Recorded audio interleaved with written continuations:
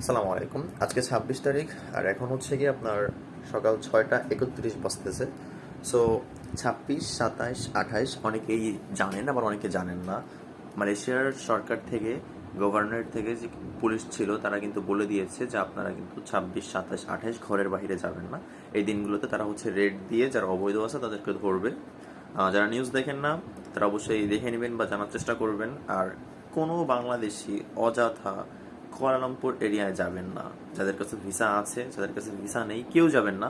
তার কারণ হচ্ছে কি আপনি কিন্তু এই দেশের নিজস্ব নাগরিক না। সো আপনার যদি তারা যদি কোনো আপনাকে হেনস্থা করে বা হয়রানি করে, আপনি কিচ্ছু বলতে পারবেন না।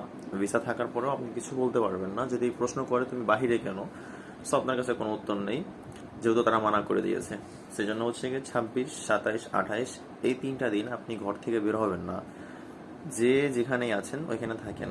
তার কারণ হচ্ছে কি খুব বড় ভয়ানক বিপদ আসতে পারে আপনার এইটার কারণে। So be careful. 26, 27, 28 এই 3 দিন কেউ ঘর থেকে বেরই হবেন না। এখন আজকে 26 তারিখ শুরু হয়ে গিয়েছে, 3টা দিন শেষ হোক পরে। তার কারণ হচ্ছে কি মালয়েশিয়া প্রচুর পরিমাণে অবৈধ লোক হয়ে গিয়েছে, যার কারণে তারা হচ্ছে গিয়ে মানে খুব কঠোরভাবে এবার তারা ফাইন্ডিং করবে। সো মেক শিওর যে আপনি ঘর থেকে বের হননি এবং কি আপনি যে জায়গাটা আছেন ওটা নিরাপদ আপনার জন্য।